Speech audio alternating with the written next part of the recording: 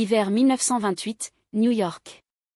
À l'extérieur, la ville dort sous un manteau de neige blanc. À l'intérieur d'un petit appartement, juste le son de l'horloge marquant le temps et la rayure douce du stylo sur le papier. Une femme, seule à la table en bois usé, écrit avec détermination. Votre nom, Florence Scovel Shinn. L'artiste, l'écrivain est l'une des premières voix féminines à affirmer, avec une sérénité inférieure, que l'esprit crée, que l'âme sait et ce que nous libérons tôt ou tard nous revient. Vos idées ont été ignorées. Les éditeurs ont fermé les portes. Les cercles religieux l'évitent. Mais elle ne se tait pas. Ce que peu savent, c'est que, parmi leurs biens, des années plus tard, a été trouvé un livre de couvertures usées, pleines de notes intimes et de réflexions jamais publiées. Elle l'a appelé le cahier de sortie. Ce livre audio est une reconstruction poétique de ses pages, une lecture profonde, comme si un fragment de son âme s'est éveillé à ceux qui entendent. Écoutez attentivement. Restez jusqu'à la fin. Chapitre 1, le jour où je lâche prise, et tout a commencé à couler. Ce n'était pas un moment magique, ni une révélation divine. Seulement un après-midi ordinaire au milieu de l'hiver. J'attendais une réponse sur un projet qui pourrait tout changer, un éditorial à analyser mon manuscrit, mon premier effort sérieux pour partager ce que j'ai compris sur la loi spirituelle de la pensée. Il avait écrit ces pages avec son âme, motivé par le désir d'aider, de se souvenir, de révéler. Mais le silence a persisté. Et dans le vide, la peur a grandi. Chaque nuit, j'ai répété des déclarations. Visualisé les cartes à venir. J'ai imaginé mon livre dans les librairies. Plus je me débattais, plus il semblait distant. Ce n'était pas de la frustration, c'est ce mélange subtil entre le désir et l'anxiété, cet effort qui, sans s'en rendre compte, devient un blocage. Cette nuit-là, je me suis assis à côté de la fenêtre, en regardant la ville endormie, et chuchoté, si ce livre n'est pas encore pour l'instant, j'accepte. Si je n'arrive pas, j'ai confiance. Je lâche prise. Je ne le force plus. Et quelque chose a changé. Pas là-bas, mais ici. C'était comme si mon âme respirait pour la première fois depuis des semaines. 3 jours plus tard, une lettre est arrivée. Pas de l'éditeur que je m'attendais, mais d'un petit, presque inconnu, qui avait trouvé une copie oubliée de mon travail. Il voulait le publier. Sans condition. Exactement comme ça. Et donc tout a commencé. À ce moment-là, j'ai compris, ce n'est pas le monde qui m'a arrêté. C'était ma peur du silence. Mon attachement à comment, quand, à qui. J'ai commencé ce cahier pour enseigner les techniques, mais pour me souvenir de l'essentiel, ce qui est vrai vient sans persécution. Ce qui est forcé, c'est bien. Depuis lors, lorsque quelque chose ne coule pas, je n'insiste pas. Je ne supplie pas l'univers. Retournez à cet endroit en moi et dites, si c'est pour moi, ça viendra. Sinon, il sera remplacé par quelque chose encore plus aligné. Parce que la libération ne perd pas libérer, c'est faire de la place. Et maintenant, comme j'écris ces mots, je pense que plus loin sur ces pages, je partagerai pourquoi tant de nos pensées ne sont même pas vraiment les nôtres.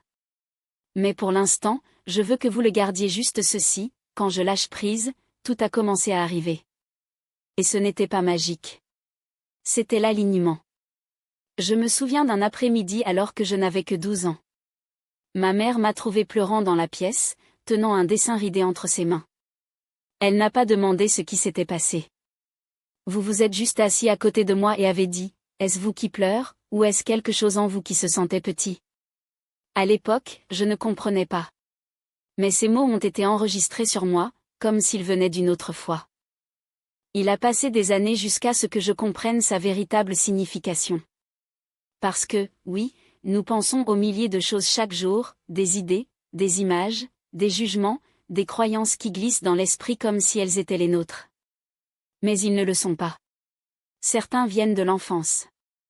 D'autres, des parents, de la société, de la religion, de la peur de ne pas appartenir ou de la peur de trop briller. J'ai répété des phrases comme « je ne suis pas assez »,« j'ai besoin de travailler plus dur »,« si personne ne répond, c'est parce que je ne le mérite pas », comme s'il s'agissait de vérités absolues. Mais ce n'étaient que des échos, des voix que je n'ai jamais interrogées. Le jour où j'ai réalisé cela, j'ai ressenti une étrange libération, comme si quelqu'un avait ouvert une fenêtre à l'intérieur de ma poitrine. J'ai compris que l'esprit doit également être propre. Que toutes les pensées ne méritent pas notre énergie.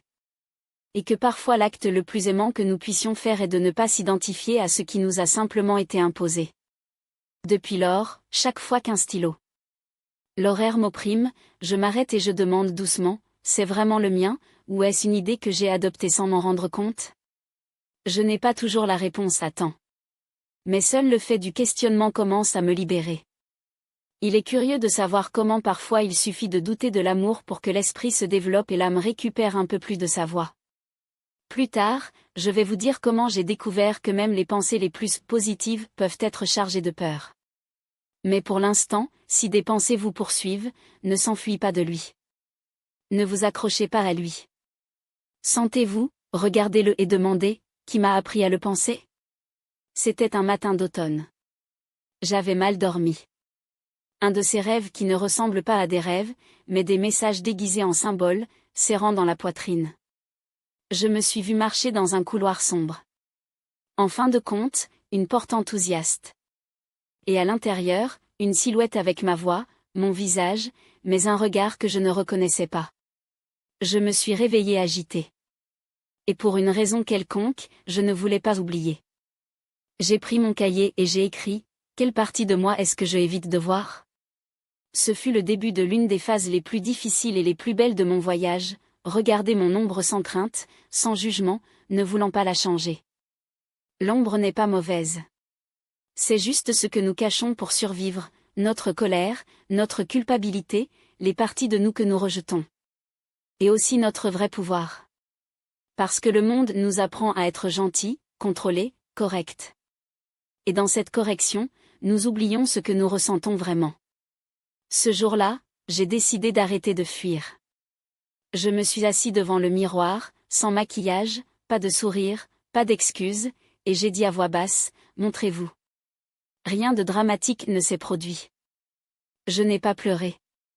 Je ressentais juste une nouvelle paix, comme si, pour la première fois, une partie de moi se sentait la bienvenue. Depuis lors, j'ai compris qu'il n'y a pas de libération sans intégration. Et que tout ce que nous évitons n'est pas mauvais. Parfois, c'est juste quelque chose qui a été jugé avant qu'il ne soit compris. Vous pouvez également avoir des pièces que vous ne voulez pas voir, idées, émotions, souvenirs, versions de vous-même que vous avez appris à cacher. Si quelque chose dans ce chapitre vous a résonné, inscrivez-vous ici. Vous n'avez pas à raconter toute votre histoire. Une seule phrase, un symbole, un geste de présence. Parce que lorsque nous écrivons ce dont nous nous souvenons, l'âme se renforce. Et lorsque vous lisez votre commentaire, quelqu'un d'autre peut se sentir encouragé à cesser de courir de vous-même. Le vide n'arrive pas. Cela ne fait aucun bruit. Pas de rupture. Pourront tout simplement faire taire. Ce fut une période étrange. Ce n'était pas une tristesse, pas de joie. Ce n'était ni clarté ni chaos. C'était comme une brume qui couvrait tout, sans hâte, sans explication. C'était une étrange douceur, comme si l'âme était suspendue entre deux battements, ne sachant pas quel rythme appartient. J'ai marché, parlé, écrit, mais à l'intérieur, j'ai ressenti un vide qui n'était pas l'absence de quelque chose, mais la présence d'un espace qui n'avait pas encore de nom. Au début, j'ai attribué à la fatigue. Alors le doute.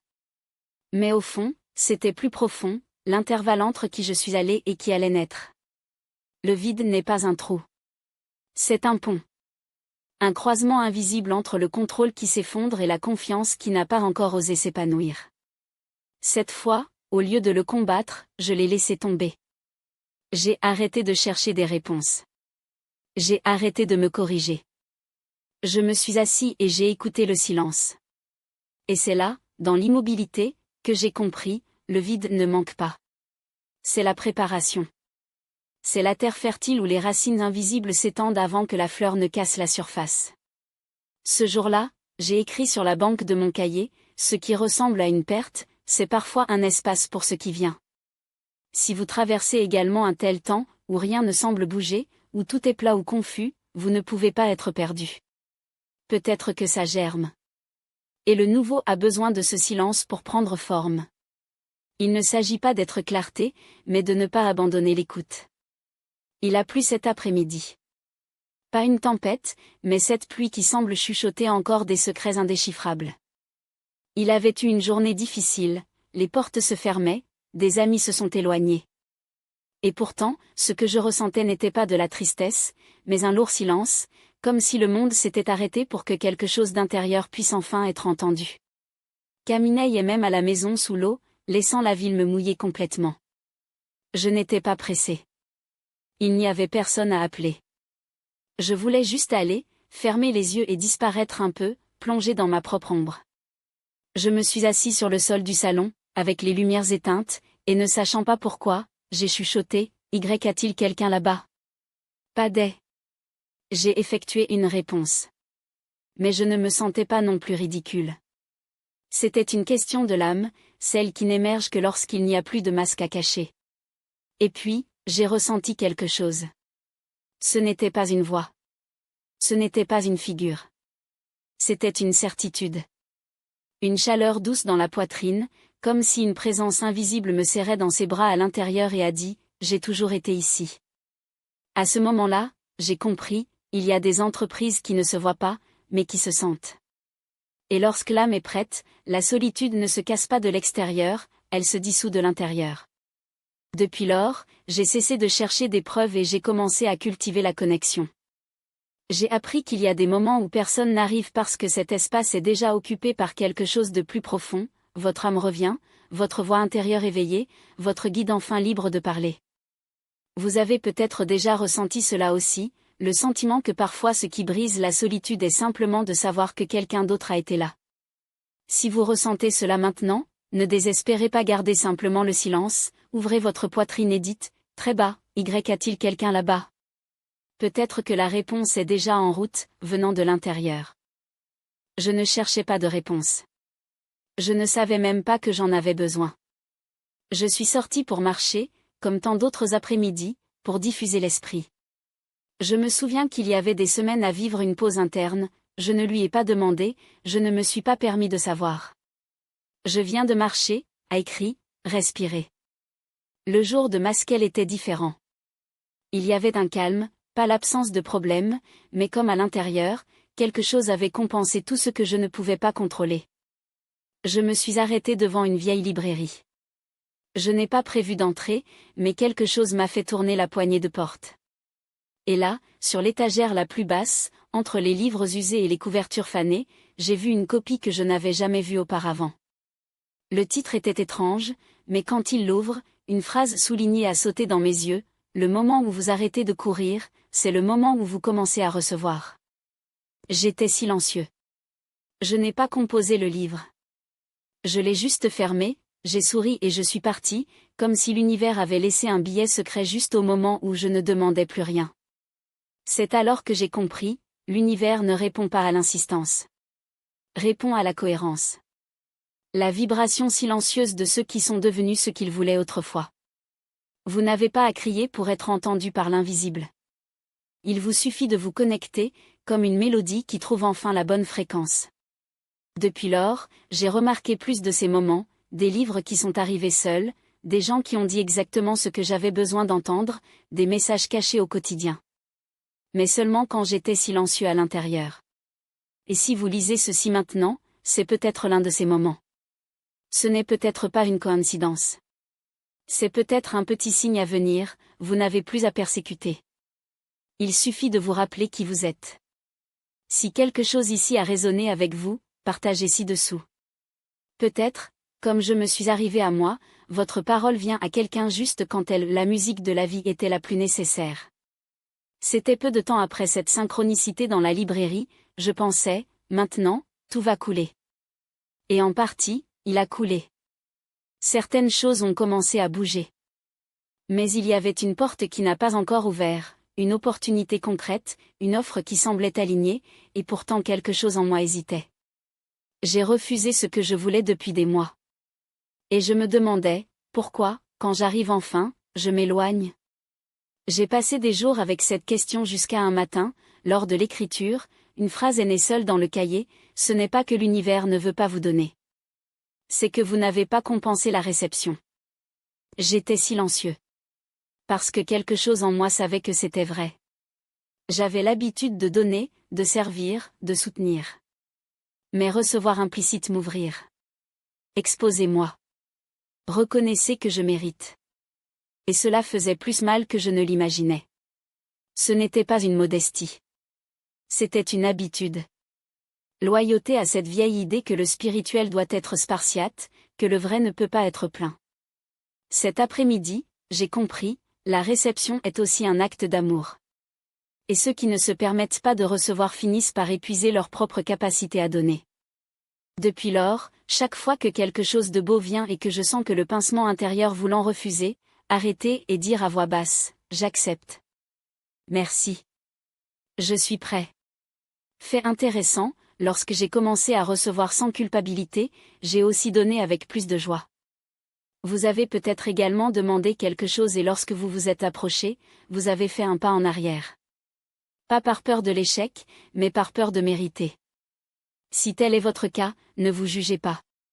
Seulement respect. Colère. Ouvrez vos mains. Et rappelez-vous, si vous avez attiré, c'est parce que vous êtes prêt à soutenir. Plus tard, je vais vous dire comment j'ai trouvé que la gratitude n'est pas seulement un sentiment, c'est une clé.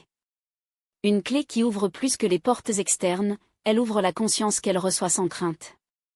Mais c'est pour plus tard. Pour l'instant, restez avec ceci, parfois la serrure n'est pas sortie. C'est en vous qu'il ne s'agit pas encore digne de ce que vous avez demandé. Et c'est la partie qui doit le plus être adoptée. J'avais l'habitude de penser que la gratitude est venue plus tard. Après avoir reçu. Après l'avoir compris. Après avoir compris pourquoi quelque chose s'est produit. C'était un merci et merci, merci parce que tu es parti comme je le voulais. Merci parce que maintenant cela a du sens. Mais un matin d'hiver, quand tout ressemblait à la pause et que je n'avais aucune raison externe de me sentir rassasié, je me suis assis devant le cahier et j'ai écrit « Merci quand même ». Ce n'était pas un acte de foi. C'était un acte de présence. J'ai remercié sans savoir pourquoi. Aucune raison apparente. Juste pour être là. Pour respirer. Pour pouvoir écrire. Et quelque chose s'est ouvert, pas là-bas, pas dans le tangible, mais en moi, comme si ce mot, merci, était une clé oubliée qui poussait une porte secrète de l'âme. Cette même semaine, sans ma recherche, une personne m'a parlé d'un endroit où je pouvais enfin partager mon enseignement. Ce n'était pas une grande salle, ni un événement annoncé. C'était simple. Et tout coulait.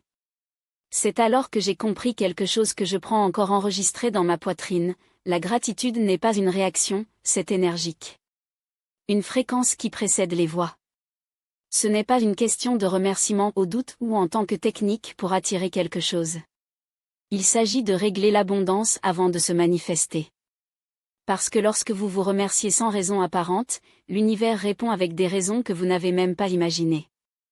Depuis lors, chaque fois que quelque chose n'a aucun sens ou que tout semble fermé, je ne fais aucun effort pour changer. Soupir, merci, quand même. Et quelque chose commence à bouger, pas toujours à l'extérieur, parfois d'abord dans la conscience. Mais cela suffit pour que le reste commence à réorganiser. Très bientôt, je comprendrai que perdre peut également être un acte sacré. Que dans ce vide apparent, quelque chose de beaucoup plus profond pourrait être trouvé. Mais c'est pour la page suivante. Parfois, la vie ne vous retire pas quelque chose, cela prend tout. Pas comme une punition, mais parce que ce que vous avez détenu n'est plus de la place pour qui vous êtes vraiment. Cela m'est arrivé au printemps, et ce n'était pas fluide. J'ai perdu l'endroit où j'ai enseigné. Les quelques obligations qui étaient encore considérées comme stables ont fermé. Ma santé a vacillé pendant quelques jours et avec elle ma confiance. Pendant des semaines, je n'ai pas écrit, je n'ai pas dit, je n'ai pas dit. Je viens de partir. Que le silence me vide. Et dans ce vide, je suis tombée sur une question que je n'avais jamais posée si honnêtement, qui suis-je quand je n'ai plus rien? Il n'était pas l'écrivain. Ce n'était pas la femme forte. Ce n'est pas celui qui a toujours su quoi dire. C'était tout, un corps qui respire, un cœur qui aboie, une âme qui se souvient. Et c'était exactement là, alors qu'il n'y avait plus rien à tenir ou à prouver que quelque chose est revenu. Il ne venait pas de l'extérieur. C'était une certitude qui est née de l'intérieur, comme si mon âme, pour la première fois, pouvait parler sans interruption. Comme si tout ce que j'avais perdu n'était que la coquille de ce qui habitait réellement. Ce jour-là, je n'ai rien récupéré externe. Mais j'ai trouvé quelque chose que je ne savais même pas que j'avais oublié, des étincelles. Que je ne suis pas ce que j'ai, pas même ce que j'enseigne. Je suis ce qui reste quand tout se passe. Et c'est là que j'ai compris, il y a des pertes qui ne viennent pas, viennent révéler. Plus tard, il écrire sur la paix. Celui qui ne suffit pas quand tout est parfait, mais lorsque vous cessez de chercher ce qui n'a jamais été là-bas. Mais cela viendra dans le prochain chapitre. Aujourd'hui, je veux laisser ceci, si vous perdez quelque chose, si tout semble s'effondrer, ne courez pas pour reconstruire. Permettez-vous de rester sur le sol pendant un moment. Parce que parfois c'est là, exactement là, que l'âme parle plus fort. Pendant des années, je pensais que la paix était un objectif. Un état à atteindre plus tard, après avoir fait assez, pour guérir ce qui est nécessaire, pour conquérir la chose importante. Il l'imaginait comme un endroit silencieux où tout était finalement installé, où personne ne vous juge, où la peur n'existe plus. Et puis je l'ai cherché. Dans les livres, chez les gens, dans les méthodes. Même dans mes propres mots. Mais plus je cherchais, plus elle semblait distante. Jusqu'à un jour, j'ai abandonné. Pas pour le pneu. Style, mais pourquoi quelque chose en moi a chuchoté, et s'il ne s'agit pas de venir, mais de revenir? Je me suis arrêtée. J'ai tout supprimé, même le désir de comprendre. Et là, à ce moment de l'absence totale d'attente, j'ai ressenti quelque chose. Ce n'était pas l'euphorie. Ce n'était pas un soulagement. C'était la paix. Silencieux. Lisse. Indubitable. Comme si je m'attendais tout le temps, dans l'endroit le plus évident et le plus ignoré, à l'intérieur. Là, j'ai compris quelque chose que je ne peux toujours pas expliquer pleinement avec les mots, la paix n'est pas recherchée, elle se permet. Ce n'est pas sorti. Cela ne se souvient que lorsque vous cessez de vous fuir. Depuis lors, lorsque tout est remué, lorsque l'esprit veut comprendre, contrôler ou courir, je ne donne plus d'arguments. Arrêtez-vous. Je ferme les yeux et je dis en silence, je ne l'obtiendrai plus. Je reviens juste. Retour à moi. Au plus simple. À ce qui n'a pas besoin d'explication. Et c'est laquelle m'attend. Plus tard, je parlerai d'une autre voix. Celui qui m'a toujours accompagné, mais je ne pouvais entendre que lorsque j'ai arrêté de parler à peine. Cette voix ouvre le chapitre suivant.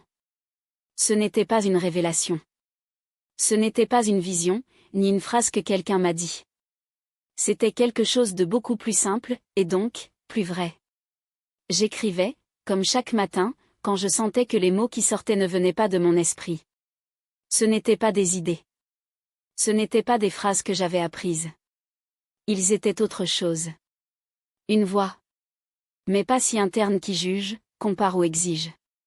C'était différent, lisse mais ferme, silencieux mais impossible à ignorer. Il a dit, vous n'avez pas à tout comprendre. Vous avez juste besoin de vous entendre sans crainte. Je me suis arrêtée. Je ne voulais pas continuer à écrire. Je viens de l'entendre. Et pour la première fois, je ne doutais pas d'elle. Là, j'ai compris quelque chose qui avait passé toute ma vie à ignorer, mon âme parlait toujours. Mais j'avais appris à faire plus de confiance dans les voix à l'extérieur que la mienne. Cette voix n'était pas une pensée. C'était une présence. Un guide intérieur qui ne pousse pas, ne crie pas, ne punit pas. Je m'attends à ce que le courage de se taire et de le ressentir. Et une fois que vous l'avez entendu, vous ne pouvez jamais préparer. Vous pouvez douter. Le monde peut crier le contraire. Mais au fond, vous savez déjà. Depuis lors, j'ai appris que tout ne répondait pas par la logique. Et souvent, le plus grand acte de sagesse est de fermer les yeux, de réduire le volume du monde et de demander en silence, « Qu'est-ce que vous avez besoin de moi pour écouter aujourd'hui ?» Parfois, aucune réponse ne vient. Juste une sensation. Mais au fil du temps, j'ai appris que c'est aussi une réponse. Très bientôt, je comprendrai que cette voix m'a non seulement guidé pour ce qui était bien, il m'a préparé à une révélation encore plus profonde, le pouvoir n'est pas ce que vous savez, mais ce que vous osez incarner. Et cela, je vous le dirai sur la dernière page de ce cahier. J'ai passé des années à apprendre, à lire, à écrire, à répéter des mots qui ont touché l'âme. Sans m'en rendre compte, j'ai commencé à mesurer ma croissance par la quantité de phrases dont je me souvenais ou la vitesse à laquelle je pouvais donner des conseils qui semblaient sages. Jusqu'à un jour, j'étais vide. Quelqu'un que j'aimais tellement m'a demandé de l'aide. Je ne savais pas quoi dire. Et pour la première fois, je ne voulais pas donner de réponse. Je me suis assis à côté de cette personne, a tenu sa main et j'ai dit, « Je suis ici. » Rien de plus. Et c'était suffisant. Là, j'ai compris quelque chose qu'aucune théorie ne m'avait appris, la sagesse n'est pas mesurée par ce que vous savez, ni pour ce que vous pouvez expliquer, mais à partir de ce que vous pouvez soutenir silencieusement. Il incarne donc sans avoir à le dire. Depuis lors, j'ai cessé d'accumuler des phrases et j'ai commencé à me demander tous les jours, « Je suis ce que je crois ? Qu'est-ce que j'enseigne ?» La réponse n'est pas toujours oui. Mais c'est la vraie façon, pas la perfection, mais la cohérence. Parce que vous pouvez répéter le mot abondance 1000 fois et pourtant vivre dans la rareté. Où il peut faire taire et être abondant, même lorsque tout semble manquer. Vous pouvez répéter « auto-love » comme un mantra et pourtant trahir chaque choix. Il peut prêcher l'autoconfidentialité et rétrécir lorsque la vie nécessite du courage. La différence n'est pas dans les mots que vous avez décorés, mais la fréquence que vous faites, dans la façon dont vous respirez lorsque la pression serre, alors que vous pardonnez lorsque la blessure brûle toujours, comment elle se fait quand vos mains tremblent avec la peur. Parce que la vie n'est pas impressionnée par ce que vous dites. Elle répond à ce que vous êtes. Aujourd'hui, lors de la fermeture de ces pages, je ne vous prendrai pas de méthode, pas de mesure magique. Je vous laisserai avec une question qui brûle, ce que vous enseignez, désirez ou répétez, est vivant en vous, ou est juste une ombre de ce qu'un jour a juré si devenir ? Arrêtez de vous attendre à ce que le monde vous donne la permission d'être qui il est déjà. Le jour où vous arrêtez d'accumuler des connaissances pour se rappeler qui a toujours été, tout réorganisera. Nous ne sommes pas ce que nous répétons. Nous sommes ce que nous vibrons, même lorsque personne ne cherche. Et c'est dans ce silence que la vérité se révèle enfin.